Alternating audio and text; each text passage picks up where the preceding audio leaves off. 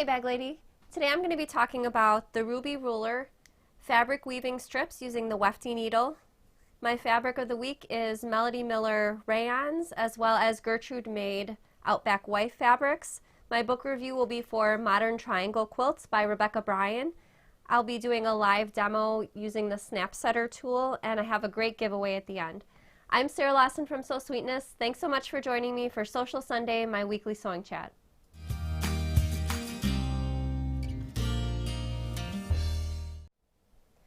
Okay, holy moly, we got a lot of snow in Chicago the last 2 weeks. I went outside this morning. I didn't know it was supposed to snow last night, and the snow was almost up to my knees. So lots of shoveling and snow blowing today, and I have a little bit of a cold, so sorry if I'm sounding a bit nasally, but yeah, the weather, that's the weather in Chicago. But I just want to say hey to everybody jumping in on the chat.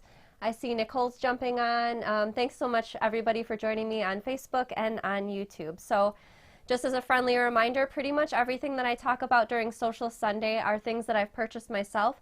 So these are not things that I've been paid to tell you about. These are just cool things that I found that I want to share with you. So kicking off Sewcial Sunday, my always favorite is the notion of the week. And today I wanted to show you the Ruby Ruler by Wisecraft. So this is how it comes in the packaging. And the Ruby Ruler is a 5-inch ruler, and it's this ruby red color, and it's this color on purpose. So besides squaring up 5-inch blocks and cutting triangles, this coloring of the ruler has a very specific purpose. So I pulled some little 2.5-inch squares, and for a quilt, you may or may not want the colors to sort of blend in. So I pulled some fabrics that I thought were dark, medium, and light values. So this ruler helps you find, it cancels out color, and it just helps you see the values. So I pulled these fabrics because I thought they would be light, medium, and dark. And with this ruler, we're going to hold it up to the fabric and see how the fabrics really end up being. So these two definitely, when looking through the ruler, they look like the light values, and actually this one looks like a light value as well. So I'm going to go ahead and move that up with the other three. This fabric looks to me like a medium value, and then holding the ruler to the bottom, these definitely look like dark. So this ruler is really helpful, especially when you're making blocks where you don't want the design to be lost in all of the busy fabrics and the different colors.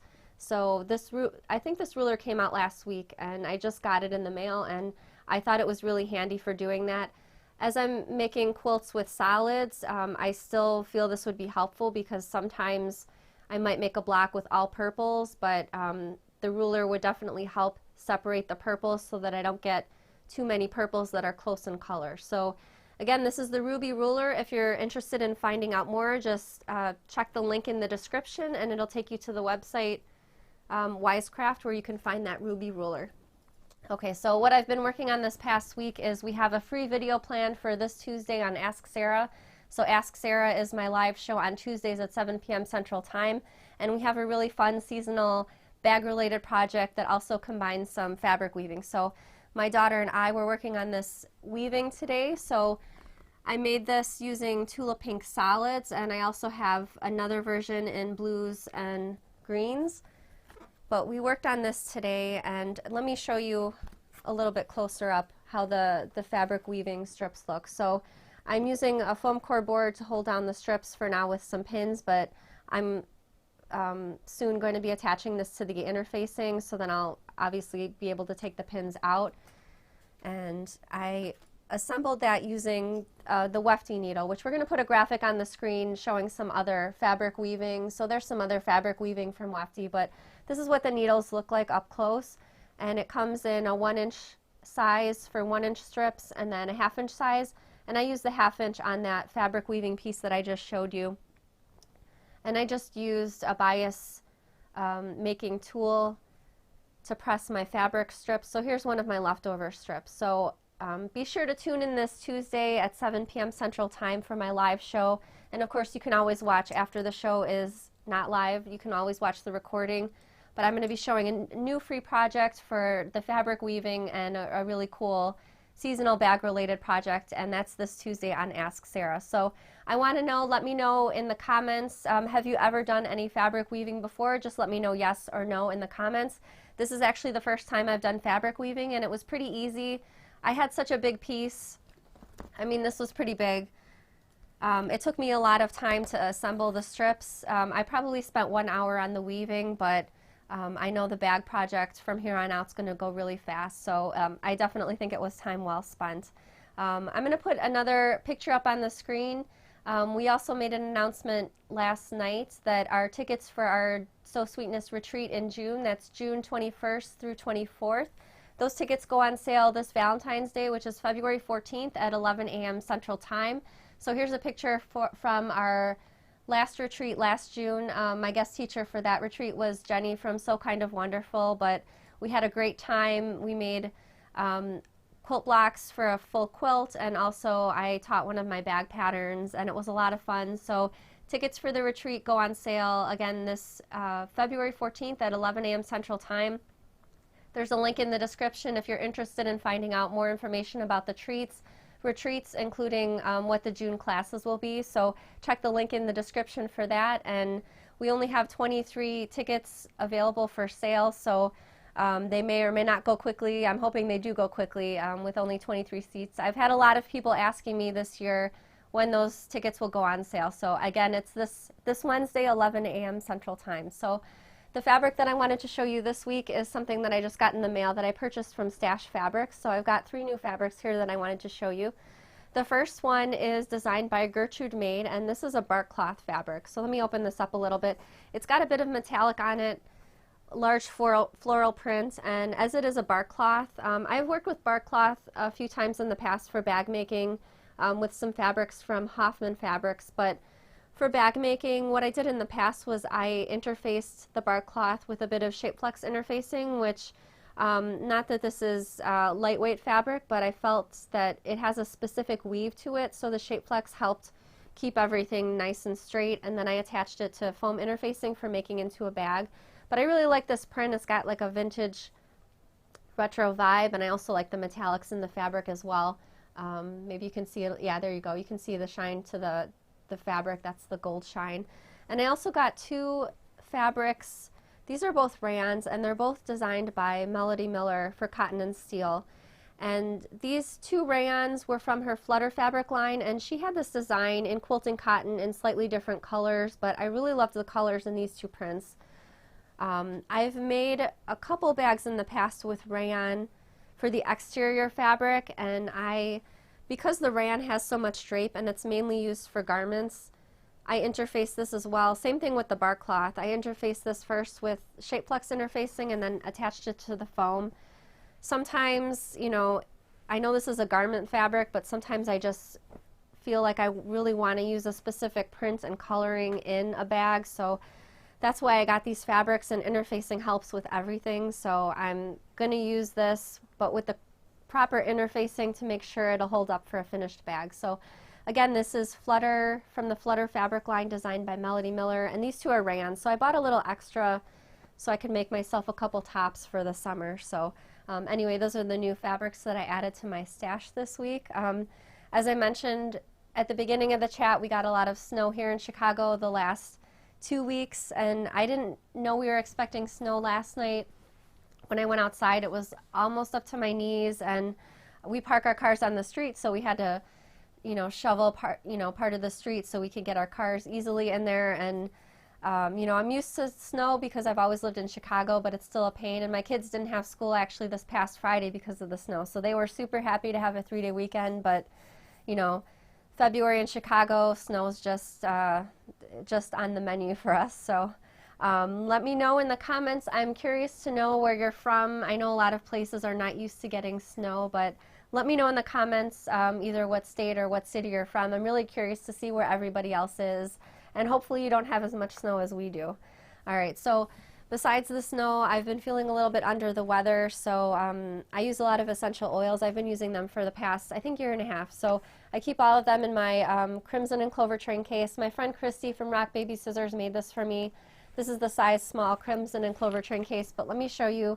in the side view, but I've got all my oils in here, and I use them for different things, mainly for not getting sick or for allergies, breathing related things. And I have a lot of different, I use them in the diffuser. I also use them in roller balls, which, let me see, yeah, I've got a roller ball right here. I made this one myself. It's just got a metal tip over here, and you just kind of slide it over your skin, and that's how the roller balls apply the essential oils. And I also take some of them internally. Like these two I would take internally sometimes. So I use essential oils for a variety of different things. My husband definitely doesn't like the smell from the diffuser, but oh, I also wanted to point out that when Christy made this Crimson and Clover train case for me, she did some quilt as you go on the top. And this is Allison Glass fabrics, and as you can see, because she quilted it to the foam interfacing, it looks nice and poofy. So I really love what Christy did with this train case, and this is like one of my favorite possessions. So again, that's Crimson and Clover train case. Okay, so lately I've been doing book reviews. My book review for this week is for the book called Modern Triangle Quilts. It's written by Rebecca Bryan. So I'm going to step over here and show you some of the pages in the book. I got this book last year, and Rebecca used Kona solids for her quilts and the samplers in the book, and I'm a huge fan of solids and quilts. So as you can see on the cover, there's 11 sampler quilts in the book, as well as 70 triangle blocks. So the triangles are different types of triangles. And let me flip through this and just show you some of the pages on the inside. So here's all the projects, sort of a close-up view for all of them. And as you can see, they're broken down by equilateral triangles, right triangles, and isosceles triangles. So lots of options for different triangles that you can work into your quilts. But when I first got this book last year, I was looking through the instructions, because sometimes with quilt pattern instructions, the cutting and the piecing kind of overwhelm me, but I feel like everything in the instructions for the blocks was really straightforward and simple and easy to understand, which I really appreciated. So there's a lot of different blocks in the book. Some are pieced blocks, excuse me, and some are paper piece. So the paper piece templates are in the back. Excuse me, let me grab some water. Starting to lose my voice here. Okay, so very thorough instructions for the piecing. And I really love all the sampler quilts in the book. Let me show you some of the quilts. So there's a lot of assembly instructions. So here's the paper piece blocks. I'm a huge fan of paper piecing. Here's the first sampler quilt in the book, the Equilateral Sampler. As you can see, just about every equilateral triangle that you've been shown already. I really love Upstart because I feel like it's sort of a, not an improv block, but it's really unexpected looking through the triangles in the quilt. Let me show you some of the other sampler quilts in the book too. Fassett's is kind of a larger mini quilt, I think. And then onto the right triangles. So here's all the triangles, instructions that'll be in the book. And let me flip to show you some of the other sampler quilts that are in here. So here's the paper piece blocks. Here's another sampler. And let me show you, my favorite is the last one. I love this one too because of the teals. I'm always a sucker for like turquoise and teal.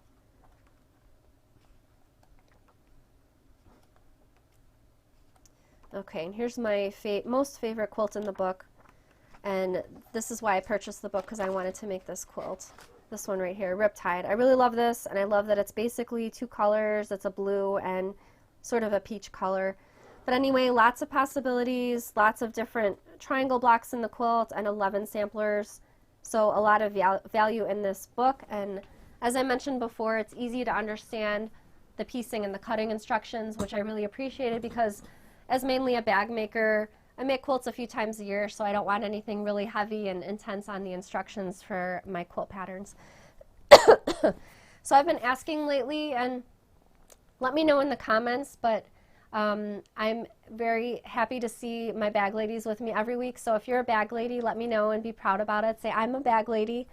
But I get really excited, especially lately, that people are starting to catch on to bag lady. I mean, it's not a new term. But when people email me to ask me a question, they're usually asking me the question and letting me know, hey, Sarah, I'm a fellow bag lady, or I'm a wannabe bag lady. So I think that's really cool. Sorry, let me grab my water. Sorry about that. Okay, so my demo for this week is for the Snap Setter tool. And I just started carrying this in my shop, but I've been using this tool for a couple years now. This is what it looks like in the packaging. So it comes with a plastic piece and some practice snaps, and I've also got some extra packages of snaps on my website, and the ones that I have so far are all like a metallic finish. But let me show you how to install the snaps. It's really easy. One of my bag patterns, the Oslo Craft bag, which is a free bag pattern, actually has snaps in the pockets on the side, so snaps are really handy to know how to install. The problem is the first snap tool that I originally purchased from my local big box store, the snaps were so hard to put in. I couldn't put any of them in, and I had my husband try to help me, and he could only get about half of the snaps to go in, so it was a really difficult tool. And then my friend Roseanne told me about the Snap Setter tool, and excuse me, it was like a miracle. The snaps went in every time. It was a really simple tool and easy to use. So I've pre-prepared some fabric pieces. So this was intended to be a pocket with a flap inserted with the snaps in it. So let me show you how I'll install the snaps. So I'm going to first install snaps in the flap. So I'm going to measure up an inch from the curved edge of the snap, and the snap is going to be centered. Okay, so I'm going to make a mark with my fabric marker where that snap is going to go. And I'm going to install the male half of the snap, and the male half is the side with the nub.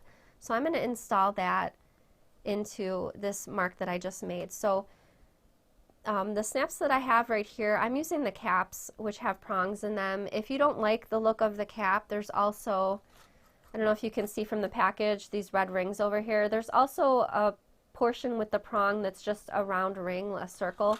But I just like the look of the caps, and they come in different metallic finishes as well as colors. So I'm going to first put this prong through the fabric centered on that marking. So the cap will be showing when the flap is finished. So I've just got those prongs inserted, and I just kind of pushed it down with my finger. And this is the part that goes on the tool first. So this is for size 16 snaps, which is what I'm using. The tool comes in different sizes, but this is just the size that I like best. Okay, so I'm going to set this cap right here in this circle part of the tool. So it just gets set right in there. The second part of the tool is just this flat piece right here with the rectangle and the circle, and that just goes right there, and you want to just make sure that that cap is still in place. And then the male half of the snap, so the male half is facing up, and that just goes right inside that circle right there. And then the last piece just fits in place. Okay, so I'm going to use this hammer. I'm going to show you more about the hammer in a minute. It's really cool, but there's sort of an embossed circle on this end, and this is where you hit with the hammer. Okay. All right, so that cap with the snap is installed, so I'm going to install it also in the pocket so that I have somewhere to snap it onto. So I've already prepared this. It's fabric sewn right sides together with Shape Flex interfacing. So you do want a bit of interfacing to reinforce the fabric. Again, I'm going to measure down an inch from this top stitched edge and make sure it's centered.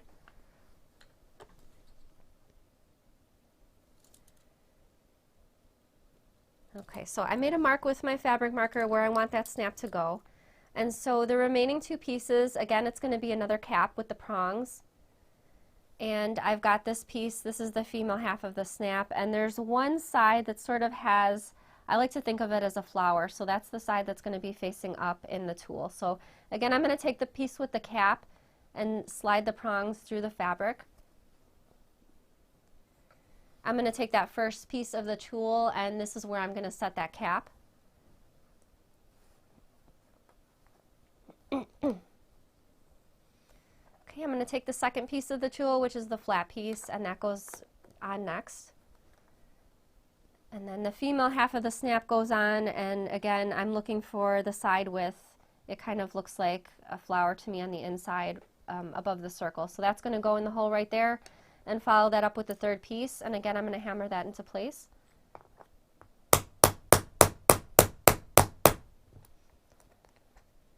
Okay, so that's that snap inserted. And I'm going to take out my flap, and it just snaps into place. So now it's a functioning snap, and as you can see, that was really easy to put in. Again, here's the snap setter tool. The tool comes with some practice snaps, and also there's extra packages with 10 sets of snaps in them. And let me show you that hammer that I was using. So this is a pretty neat hammer. It's not just a regular hammer because it unscrews and reveals several different screwdrivers. So there's the large size screwdriver. The end of the hammer unscrews and reveals a second one right here, and then there's one more in here. So these screwdrivers are great not only for sewing related things like inserting twist locks, which you often have to unscrew, but also great for household things like fixing eyeglasses, tightening eyeglasses, and things like that. So if you're interested in finding more about the hammer or the snap setter tool, go ahead and just check the link in the description. It'll take you to my website, and we sell a few different finishes on the snaps, so something useful to have in your sewing arsenal. And like I mentioned, definitely useful for making my Oslo craft bag, and it has snaps on the side. And that's a free pattern, so if you're not already a newsletter subscriber, just go ahead and click the link in the description, and you can sign up for the newsletter and get that free Oslo craft bag pattern. Okay, so if you enjoyed Sewcial Sunday so far, you know, I usually have demos or sewing videos to share with you. Go ahead and hit the share button if you're on Facebook. Share this video with your sewing friends, and if you're on YouTube, I hope you'll hit like or subscribe for this video. All right, before we get to the giveaway at the end, I'd like to answer some questions. So if anybody has any questions, go ahead and leave them in the comments. I always like to answer some questions live. I know a lot of people have sewing related questions like what kind of thread I use, what kind of feet. So go ahead and ask your questions in the comments, and I'm happy to answer them. My husband's going to throw some up on the screen in a minute. But anyway, all right, here's the first one. Laura says, my grandpa gave my mother one years ago. I think she was talking about the snap setter tool right here. Yeah, so definitely super, super useful. Any other questions, Danny? Okay, so I'm really excited. Again, like I mentioned earlier, I have my free video coming this Tuesday for Ask Sarah. I'm going to be showing you how to make a seasonal bag-related project using that fabric weaving, so I'm really excited about that. We're almost finished with that video, so that'll be on the docs for this Tuesday. Okay, so I'm going to get to the giveaway. Last week's giveaway winner was Nancy Beckadam, so congratulations to Nancy. Nancy won 2 books, material, gosh, sorry, I'm not feeling well, I can't remember. I know there were 2 books by Sarah Filkey and a set of Tula Pink fat quarters. So this week's giveaway is for 2 books by Kaffe Fassett and another set of Tula Pink fat quarters. So I'm going to put this book over here on the side view so you can see what they are. So these are 2 books by Kaffe, and it's Quilt Romance is one of them. Again, these are both quite thick books. And the second one is Country Garden Quilts. And here's the set of fat quarters by Tula Pink. This is from her Elizabeth fabric line.